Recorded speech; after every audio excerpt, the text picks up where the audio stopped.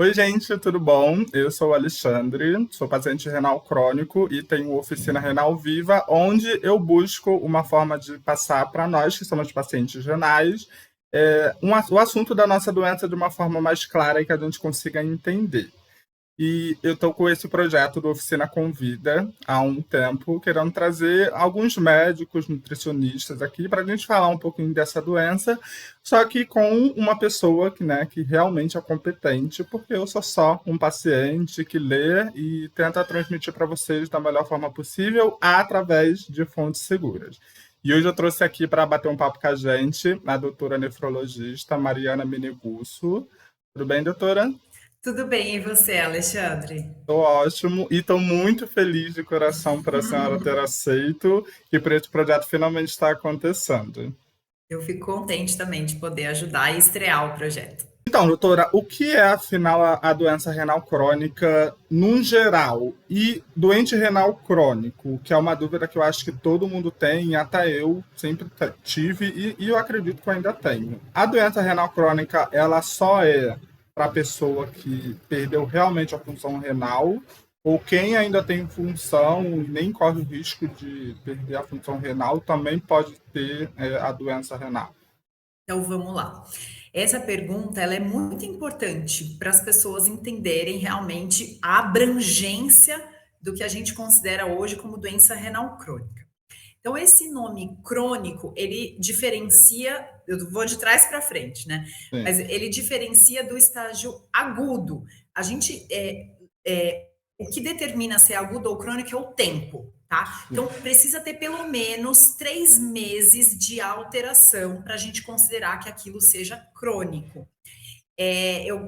Como nefrologista, falo para os pacientes que o nefrologista ele trabalha com o tempo, é como se fosse um historiador, assim, e um Sim. futurista também. Então, a gente nunca consegue dar um diagnóstico preciso com um único exame, porque Sim. aquele exame é a foto daquele momento. Mas eu não sei como era 3 meses atrás, eu não sei como estará daqui 3 meses. Então, é importante ter essa avaliação ao longo do tempo para a gente considerar crônica. Bom, para o CADIGO, que é um dos principais órgãos que faz os protocolos de diagnóstico e tratamento de todos os parâmetros associados aos rins, Uhum. a doença renal crônica ela é classificada em 5 estadios, na verdade 6, porque um deles é dividido em dois.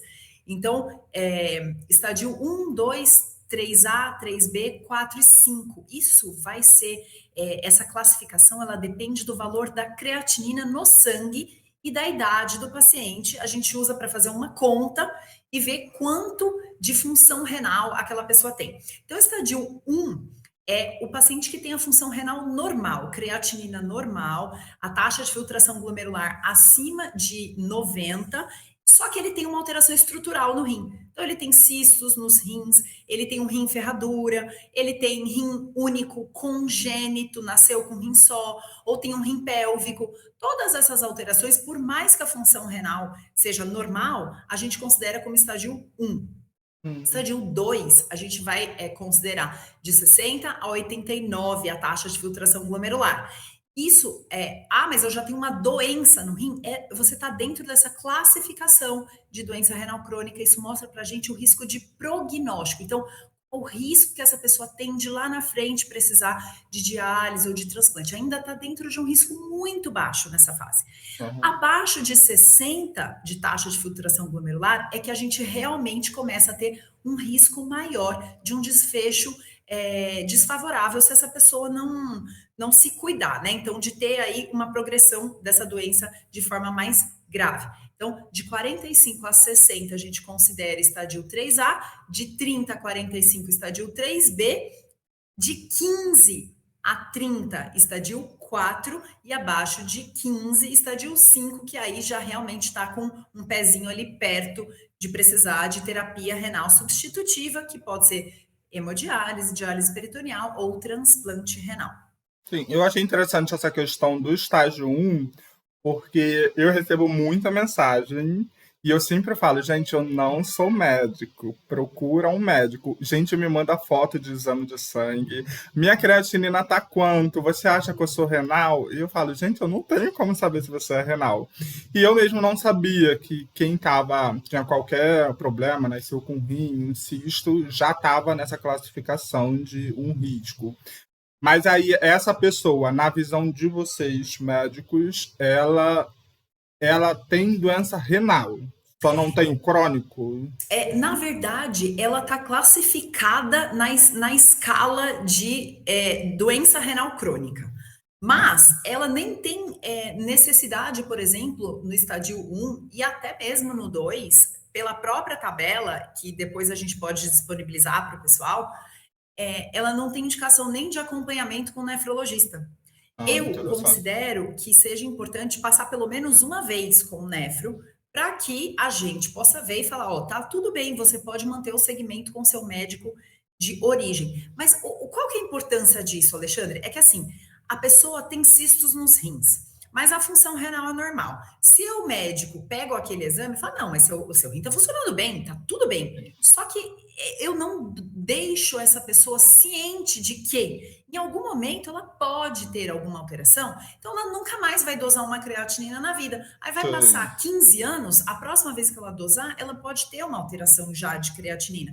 Na verdade, é mais para a pessoa ficar consciente de que tem algo no rim dela que não está 100% normal, mas que não necessariamente vai progredir para estadios graves. Na verdade, a minoria dos casos é que vão progredir, né? Mas é para sim, ela ficar alerta. Então, se cuidar em relação aos fatores de risco de progressão e tudo mais. sim.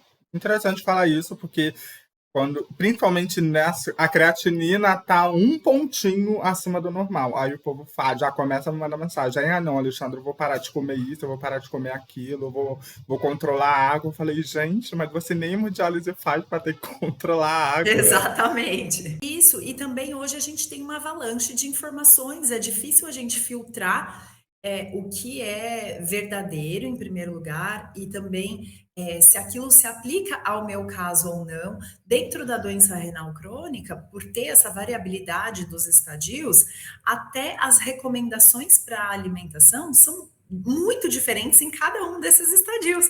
Então, não dá para a gente pegar, qual que é a dieta do renal crônico? Depende, qual é o estadio desse renal crônico, né? Sim, Então, isso precisa ser entendido pelas pessoas, que a gente não está aqui querendo criar pânico, medo, eu já tenho uma doença. Não é isso, é só para sim, você ficar alerta e olhar para esses rins, lembrar que eles existem e ver se está tudo bem.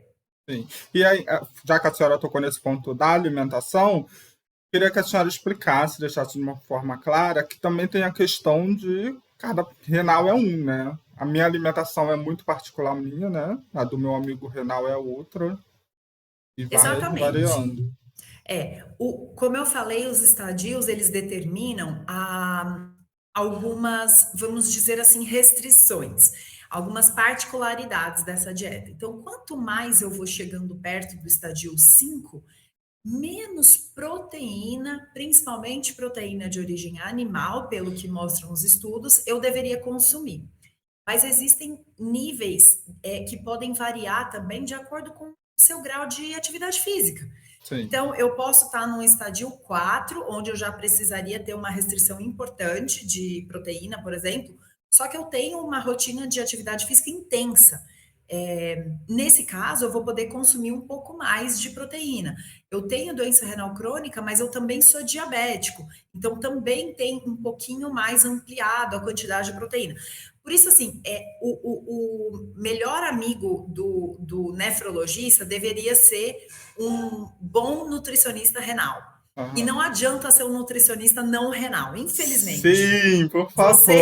Você pode Sim. corroborar com essa afirmação que eu estou fazendo. Sim. Mas é que assim, porque existe essa particularidade dos estadios e não existe uma dieta para a doença renal crônica, precisa ter alguém que estudou cada estadio e entendeu, né, de acordo ali com as evidências científicas, o que faz sentido em cada um dos estadios. Então, por exemplo, restrição de potássio, né?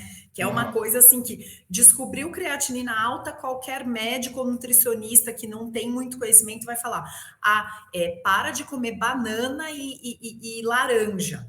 Como se esse fosse o problema, né? E Sim, isso só vai ser essa orientação de restrição de alimentos ricos em potássio, ela só vai fazer sentido para o paciente que tem aumento de potássio. E outra coisa, hoje em dia, é muito recomendado para nós médicos avaliarmos se os medicamentos que esse paciente toma não estão causando esse aumento de potássio em primeiro sim. lugar, antes de restringir a dieta. Né? É Aham. possível eu alterar essa medicação sem que o paciente tenha algum prejuízo, mas de modo a restringir menos a alimentação, porque a alimentação é uma coisa muito importante para a Sim. nossa qualidade de vida, né? E para nós, como pacientes, eu falando como já passei, realmente muda. Eu tive a minha fase rebelde na alimentação e era muito diferente. Quando eu comia bem, eu tinha uma hemodiálise melhor, eu ficava melhor. E quando eu não comia tão bem, a minha hemodiálise era péssima, era uma dor de cabeça, enjoo, cãibra, tudo de ruim acontecia na hemodiálise e em casa eu também não me sentia bem, acabava sempre passando mal. E não querendo ser maior que médico, mas eu também acredito, e eu não sei se a senhora concorda com isso, os médicos também darem um pouquinho mais de ouvido para nós que somos pacientes. Porque às vezes a gente sente que depois que a gente começou a tomar algum remédio, por exemplo, algo começou a mudar, meio que negativo. E às vezes eu sinto que alguns médicos se acham um pouco superior. Tudo bem que vocês têm a excelência de vocês, mas eu acho que a gente também conhece quando algo está diferente. Aí eu queria saber a opinião da senhora sobre isso. Eu acho assim muito legal você trazer esse assunto, porque é, a gente tem uma formação dentro da faculdade. Eu estou falando da minha geração, né? Eu vou fazer Sim, 17 anos de formada. Talvez as coisas tenham mudado hoje em dia, mas sinceramente eu acho que não, pelo que eu vejo de médicos formados mais recentes. Mas assim, existe realmente uma é passado para a gente que a nossa palavra é a lei, né? Assim, a sim, gente, ninguém fala isso abertamente na faculdade, mas a postura dos professores, a forma como eles atendem os pacientes enquanto a gente está na nossa formação, fazem com que a gente ache que a coisa é desse jeito. Eu posso dizer que eu já agi dessa maneira por muito tempo, mas há alguns anos eu descobri a medicina do estilo de vida e tudo mudou, inclusive sim, a minha maneira de ouvir o paciente. Então, uma frase que eu ouvi ou li num livro algum tempo atrás, que para mim fez muito sentido, é o seguinte: o maior especialista em você é você mesmo. sim, Por mais que eu tenha conhecimento científico, fisiológico, farmacológico, cada indivíduo é diferente e a resposta pode sim ser diferente de uma pessoa para outra. A sim. média a gente sabe qual é, mas existem as exceções, né? E a gente precisa ouvir. Então, até semana passada eu atendi um caso que eu até fiz stories depois a respeito, porque me chamou muita atenção. Era um homem que vinha com sintomas de uremia há meses, passando com urologistas, vários, ele passou com pelo menos 3. E ele falava as queixas dele e ninguém ouvia, ninguém prestava Uhum. atenção no que ele estava dizendo. Chegou ao ponto dele precisar fazer um exame de sangue que também ninguém pediu, de creatinina ao longo do tempo, e essa creatinina dar 18, a ureia 272, para alguém Nossa. acreditar que ele realmente estava já urêmico há muito tempo. Então, assim, a gente ouvir o paciente é importante. Isso que você me falou da alimentação causar sintomas na sessão, por exemplo, é uma coisa muito interessante. Por quê? A maioria dos pacientes, Alexandre, é como se eles assim delegassem toda a saúde deles ou o cuidado de saúde deles para a sessão de diálise, É, como se eles não tivessem mais responsabilidade nenhuma sobre aquilo. sim, E se a pessoa é um pouco mais consciente e atenta, ela vai falar assim: "Nossa, hoje eu tive muita dor de cabeça". Daí tem uma próxima sessão, ele tem de novo. Fala: "Nossa, os 2 dias que eu tive dor de cabeça, eu comi tal coisa antes da sessão, ou no dia anterior. Eu tive muita cãibra, mesmo sem ter muito peso para perder. O que será que aconteceu?". Aí a pessoa fica atenta: "Ah, eu acho que foi tal coisa que eu fiz ou que eu comi". Mas é assim, requer um grau de autoconhecimento isso, de Sim, querer se entender, que dependendo isso depende até um pouco, assim,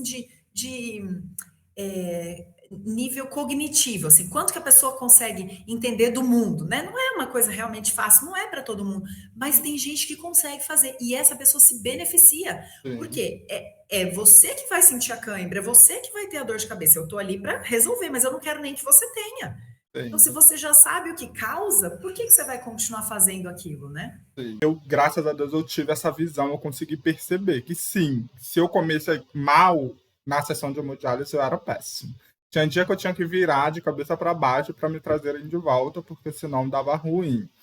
E é uma questão que eu trago muito na oficina, entender e olhar para a doença com outro olhar também, né? Eu não estou romantizando a doença, mas Uhum, tem gente que vive 24 horas renal crônico, tá em casa, uhum. tá acamado porque Sim, quer. Tá em casa, o povo quer chamar para sair para um rolê, não vai porque, eu sou uhum, renal crônico. Meio que uhum, a vida para essas pessoas. Eu uhum. também não entendo isso. E é uma das coisas que eu gosto do trabalho da senhora. A senhora traz os renais para esse ponto, que é difícil a gente ver o médico trazendo os renais para esse ponto. E eu acho que é o que está sendo necessário no momento hoje. Tem muito renal que é só renal. Uhum. Parece que aquela pessoa morreu. É só a doença renal crônica e não existe mais nada. Muito além da doença, a gente tem perdido muitos mais renais por conta disso. Porque depois do diagnóstico é só o diagnóstico. Eu acho assim, para o paciente que está já no estadio de hemodiálise ou diálise peritoneal, a diálise peritoneal eu vejo menos isso acontecer, na hemodiálise eu vejo mais. Principalmente para pessoas que não tiveram um acompanhamento no conservador, né? A pessoa assim foi pega de surpresa, Sim. caiu em diálise do dia para a noite, que infelizmente é uma grande maioria, né, no nosso país, que Sim. passa por essa situação. Ainda mais pacientes jovens, né, que você não imagina que vão ter nada e de repente o cara para É, lá no pronto-socorro passando mal, pressão alta, vai ver os exames totalmente alterados e precisa iniciar a diálise. Mas o que que eu percebo, Alexandre? As pessoas que conseguem entender que aquilo não é a vida delas, como você disse, mas é uma parte da vida delas e que a diálise tá ali para ajudar, para mantê-las vivas sim. e consegue manter um grau de atividade, seja de trabalho, de estudo, manter a vida andando, exercício físico. Essas pessoas, elas são pessoas que têm muito menos intercorrência. Então, elas passam menos mal na diálise, os exames delas são melhores, elas têm menos queixas, porque a cabeça da gente tem um peso muito Sim. grande em tudo que a gente vai sentir, né? 80% das doenças que a gente tem, elas podem iniciar na mente, são psicossomáticas. Isso Uhum. é uma coisa muito significativa. Demais. E por isso eu preciso cuidar da minha mente. E aí eu vejo a estrutura que a gente tem hoje para atender o renal crônico em diálise no Brasil, ela é muito desfavorável para que nós médicos e para as psicólogas que são obrigatórias nas clínicas, mas são poucas horas e pouca atenção que elas podem dar, a gente não consegue acessar muitas vezes esses pacientes. Então, assim, hoje eu tenho, por exemplo, eu sou responsável por 2 turnos de 48 pacientes. Como que eu vou conseguir sentar e conversar e entender quem que é aquela pessoa por trás da máquina? O que que Sim. acontece na casa dela, com quem ela se relaciona, o que que ela faz a hora que ela sai dali. Infelizmente, eu não consigo fazer isso. Às vezes, por questões pontuais, a gente acaba sentando e conversando, daí você entende o paciente de forma mais ampla, aquilo se torna muito precioso para o resto da nossa relação e para a forma como essa pessoa, como eu vou abordar esse paciente. Mas a estrutura hoje ela é desfavorável, porque é muita gente para poucos profissionais. Demais. Na minha clínica mesmo era assim, era um médico para 2 salas, não sei com quantos pacientes. É horrível. E já que a senhora falou dessa questão, né, de um jovem do nada acaba descobrindo, queria que a senhora falasse um pouquinho dos sintomas da doença renal crônica e destacasse essa questão dela ser silenciosa e, principalmente, que é um caso que aconteceu comigo, ela ser com os médicos no pronto-socorro e consideram tudo, mas nunca pedem um exame de creatinina e nunca desconfiam que é o rim. Acha que é o coração, que é o fígado, que é o pâncreas, que é tudo. Nunca é o rim. Então vamos lá, sintomas. Como eu falei, se a gente pegar lá a classificação, né, colocar estádio um, 2, 3A, 3B, 4, 5, a gente não espera que haja sintomas antes do estádio 4, mas na maioria das vezes a gente só vai ter sintoma realmente no estádio 5, tá? E que sintomas são esses? Eu estou falando da grande maioria, tá?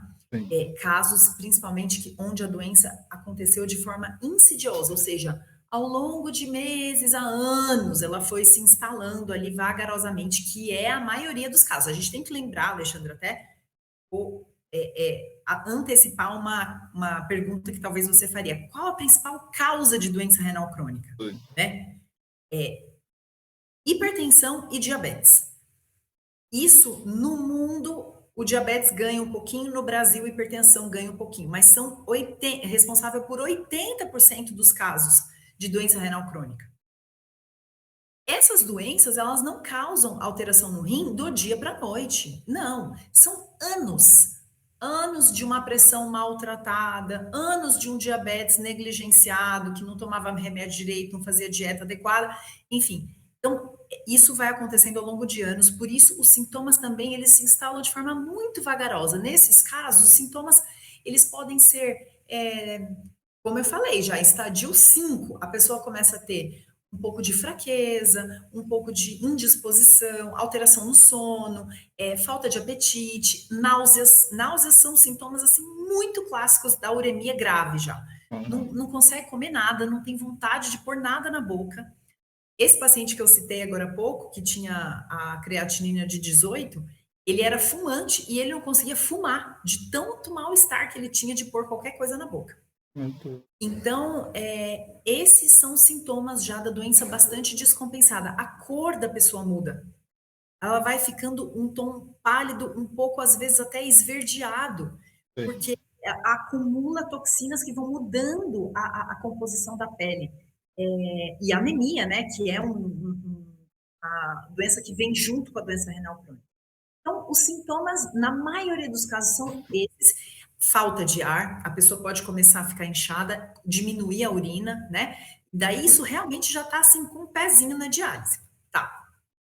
Jovens que procuram um pronto-socorro, de repente, com um mal-estar importante, uma fraqueza muito grande, podem ter um inchaço significativo das pernas, um aumento importante da pressão, às vezes pode ter sangue na urina, espuma na urina, né? E por que os outros colegas não pensam no rim? É meu grande questionamento diário. Eu recebo, às vezes, assim, pacientes que descobriram a doença renal crônica no pronto-socorro, eu falo, mas você nunca fez exame? Não, eu fiz. Daí traz um exame de, sei lá, 6 meses atrás, um monte, vários. Uhum. Nenhuma creatinina dosada, nenhum exame de urina pedido. Eu não consigo entender, eu não consigo entender. Não tem resposta, tá?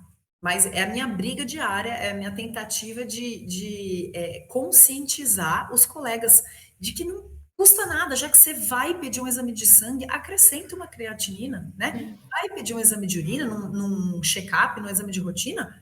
Então, atenta se tem perda de proteína, mas a gente não tem resposta para essa alteração, não. Eu fui renal com 17 anos. Na verdade, eu tive uma irmã, né, que descobriu também no estágio final. Infelizmente, faleceu 3 meses depois. Eu tive de susto. E uma coisa também que me chocou é a questão de quando eu fiquei renal, e se a senhora puder falar sobre isso um pouco também, pediram para os meus irmãos fazerem alguns exames, porque poderia ser que a família também tivesse. Só que isso só aconteceu comigo.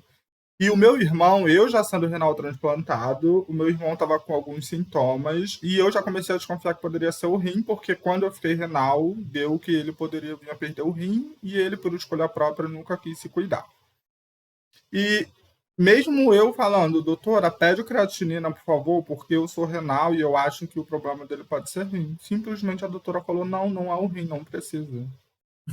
E eu não consigo entender isso. Eu também não.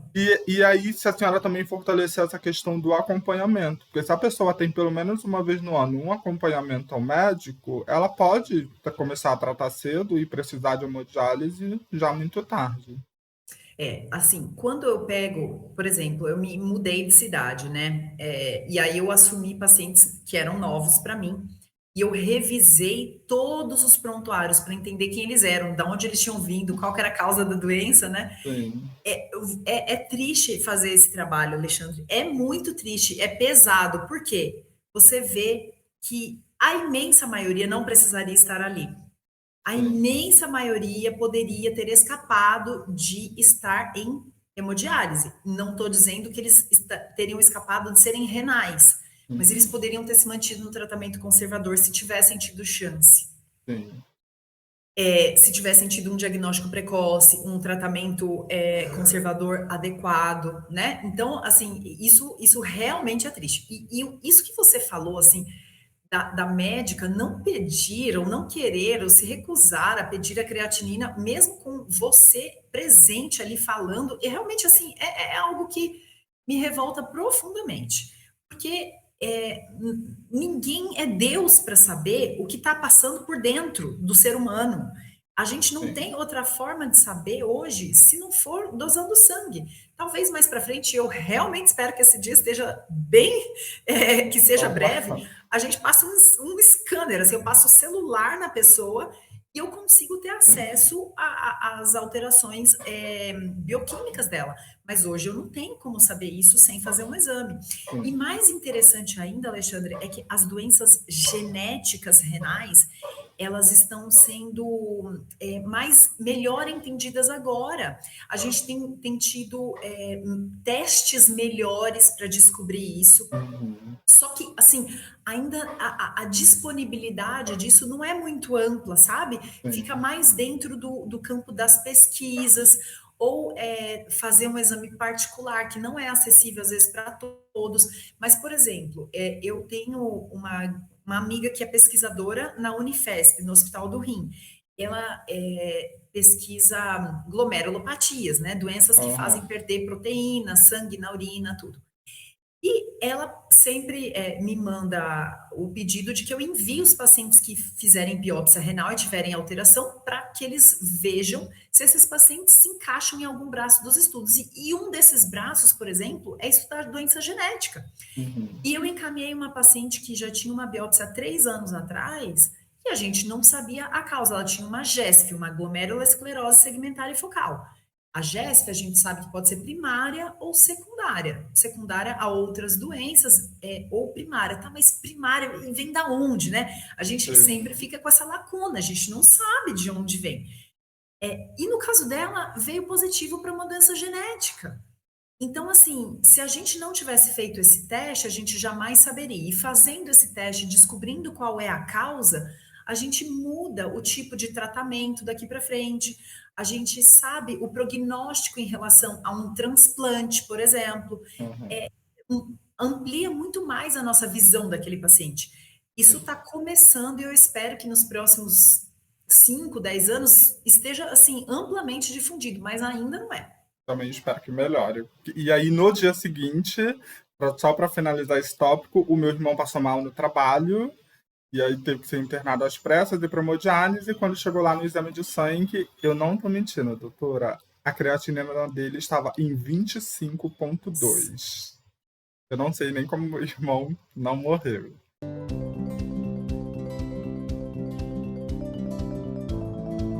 Uma pergunta aqui. Eu gostaria de saber por que damos calafrios se nós, acredito que ela falou, se nós temos fístula. Por que a pessoa sente Ah, calafrio se tem fístula?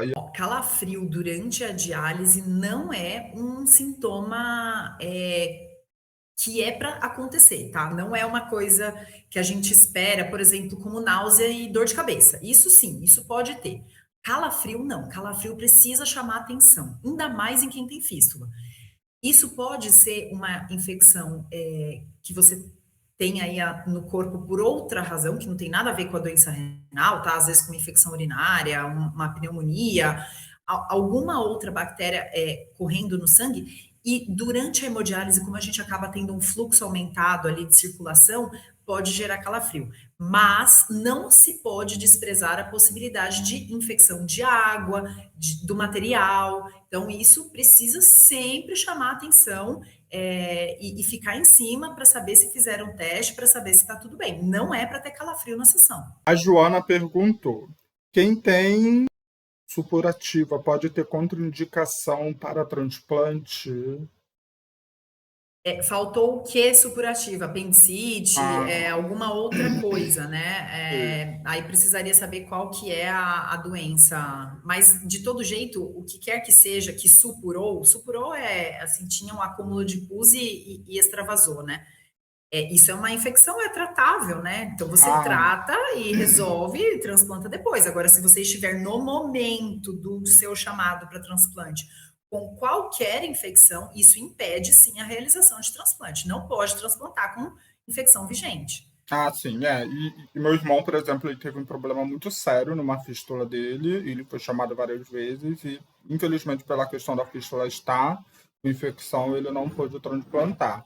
Inclusive, por isso que é importante ressaltar aqui, sempre cuide de qualquer ferida, principalmente da saúde da boca de vocês, porque isso pode impedir vocês de fazerem um transplante. Tem que estar com tudo em dia para conseguir fazer o transplante. A Patrícia perguntou: uma pessoa com creatinina de 2,4 e as outras taxas tudo alta, pode vir a fazer hemodiálise? Eu não sei o que ela quer dizer com as outras taxas, né? Mas assim, o que vai, isso é até uma coisa interessante. O que vai colocar o paciente em diálise não é tanto a creatinina, é a ureia. Então, assim, às vezes a creatinina é até bem alta, dá lá uma taxa de filtração glomerular de 8, 9, mas esse paciente tem uma ureia ali em torno de 110, 120, não tem sintomas dos que eu falei, a gente não põe ninguém em diálise por Sim, creatinina. A gente põe o paciente em diálise porque a ureia está muito alta, tá? Então, precisaria. Ela tá falando, tem risco? Risco tem. 2,4, qual a idade da pessoa? Se eu fizer o cálculo aqui da taxa de filtração glomerular, provavelmente vai estar pelo menos em estadio 3B. Então, sim, o risco é mais aumentado do que uma pessoa que tem creatinina normal, mas aí precisaria saber mais o contexto. sim.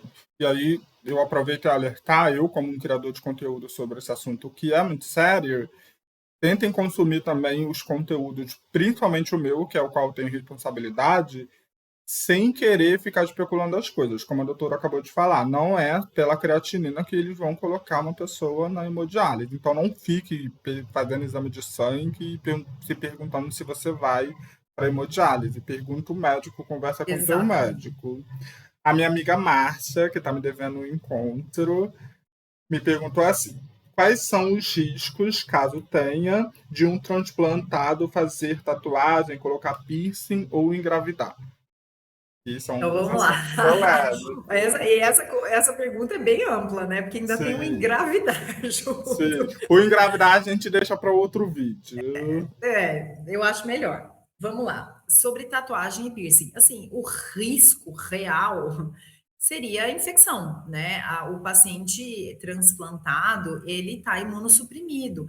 Então, qualquer infecção nesse paciente pode ser mais grave. Por isso, a gente não assim, falar é proibido fazer, mas precisa, assim, ter muita consciência do local que você está fazendo, que precisa realmente ter, assim, tomar todos os cuidados. Outra coisa, dependendo da fase do transplante, e se você está usando uma quantidade maior de corticoide, isso pode atrapalhar no processo de cicatrização. Uhum. Então, isso, principalmente para piercing, é muito ruim, né? Pode dar queloide e tudo mais. É, Então, enfim, tem que ver realmente quanto que você quer fazer, se isso é tão importante. A mesma coisa, o filho eu acho que é muito mais complicado do que a decisão de uma tatuagem, um piercing, mas também as consequências são mais complicadas, né? Sim.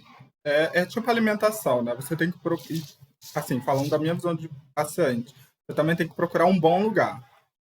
Aí Exatamente. conversa com seu médico, porque também se você come em um lugar totalmente podre depois do transplante, dá ruim. E olha que eu É já isso. vi gente dando ruim. O Carlos perguntou: quantas horas um paciente em hemodiálise deve fazer? Quantas horas o paciente deve fazer de hemodiálise? Como é decidido isso?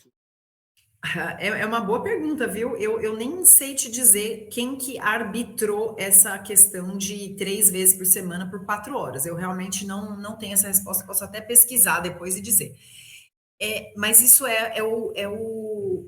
o que se faz no mundo todo. Isso não é uma particularidade brasileira, tá? Sim. O que a gente sabe hoje, por estudos de técnicas mais modernas e tal, é que fazer diálise menos tempo e mais vezes por semana parece mais eficaz do que fazer 3 vezes por semana, 4 horas. Então, você dividir essas 12 horas em 6 períodos, por exemplo, parece ter um controle melhor da Aham. anemia, do fósforo e tudo mais. O problema é que isso é um pouco difícil de ser implantado por questão de transporte dos pacientes e uma série de outras questões. Então, essa realidade ela é restrita mais a clínicas particulares de convênio, né? Essa realização de diálise mais vezes por semana por períodos menores.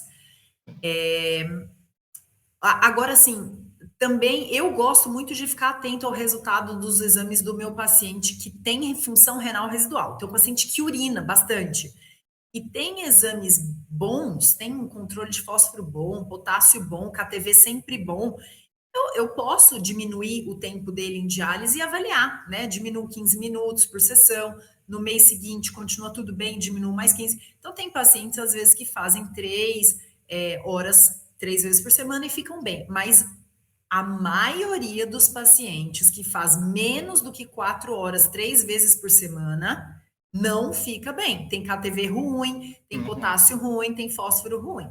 Eu quero agradecer muito a doutora. Tem outras perguntas, só que a doutora ela tem uma consulta agora, então não vou tomar o tempo dela. Esse foi o meu primeiro convida, o meu primeiro projeto em parceria com alguém. Eu estou muito nervoso. Então, vai ter outras oportunidades. Em nome de Jesus, Mariana, quero convidá-la de novo para outros assuntos e até mesmo melhores elaborados, tá? Para a gente conseguir tirar essas dúvidas, porque eu recebo bastante dúvidas e estou muito feliz, muito obrigado. Espero que tudo que a doutora falou tenha entrado na mente de vocês, principalmente lá no início do vídeo, onde ela explicou sobre a doença renal crônica, aonde você não precisa ter preocupação, ficar colocando na sua cabeça que você pode ter algum problema, ai meu Deus, como vai ser minha vida, apenas vive a sua vida, se cuida, porque como a doutora mesmo falou e como ela aplica com os pacientes dela, a sua vida não é só a doença renal crônica. A doença renal crônica é algo que você tem e você é o que você tem em 24 horas. Então, priorize sempre você e nos momentos de precisar falar da doença, de cuidar da doença, você cuida da doença. Mas na maior parte do tempo é você, não é a sua doença, tá bom? Doutora Mariana, eu quero agradecer muito, tá? Eu fiquei, você não tem ideia do quanto eu fiquei feliz quando a senhora disse sim para o meu convite. Eu gostei muito da explicação da senhora. Eu, aqui mesmo, gravando com a senhora, entendi muita coisa, principalmente essa questão de o que é a doença renal crônica, de como vocês consideram a doença renal crônica, né? E que tem pessoas que têm ali o seu estágio e nem é um fator que ela vai, né, depender de coisas. Estou muito feliz. Se a senhora tiver algumas palavras, suas considerações finais. Minha última palavra a dizer é assim: o rim existe, não esqueça disso, não negligencie os seus rins, não deixe que nenhum médico faça isso. Se não estão te ouvindo, se não estão levando em consideração o que você está dizendo, ou as suas dúvidas, ou as suas angústias, mude de médico, procure outras opiniões, porque o principal especialista em você é você mesmo. E isso precisa estar entendido. Não delegue essa responsabilidade para os outros. É sua e você tem muito a fazer por você mesmo. Sim. A senhora quer passar todas as suas redes sociais? Na verdade, hoje eu tô no Instagram. Todo mundo. Arroba doutora Mariana Menegusso, eu respondo as dúvidas, não faço consulta pelo Instagram, até porque o conselho não permite, tá? Então não adianta você me mandar exames, coisas assim pelo Instagram, porque eu não posso opinar sobre isso dentro daquela rede social, isso não é nem seguro para o paciente ficar sem registro dessa orientação médica, tá? Mas sou super aberta a responder as dúvidas de vocês. De vez em quando eu tenho períodos que eu abro mais caixinha, que eu faço mais interação com vocês. Tem épocas que eu realmente não consigo por questões de trabalho. E se ficou alguma dúvida aí, podem me mandar no direct que eu respondo também. E eu vou deixar passando na tela também o arroba da doutora. Se você está me assistindo pelo YouTube, deixa uma curtida que isso ajuda o meu trabalho, se inscreve no canal, deixa algum comentário e me segue no Instagram, que eu também estou mais ativa no Instagram, tá? Se você está pelo Instagram, deixa um coraçãozinho, salva a publicação, compartilha com um amigo. E se você está pelo Facebook, deixa uma curtida, um comentário e um compartilhamento, que isso ajuda também o meu trabalho. Então é isso, doutora. Muito obrigado e até a próxima oportunidade. Tchau, Tchau, tchau. gente. Até.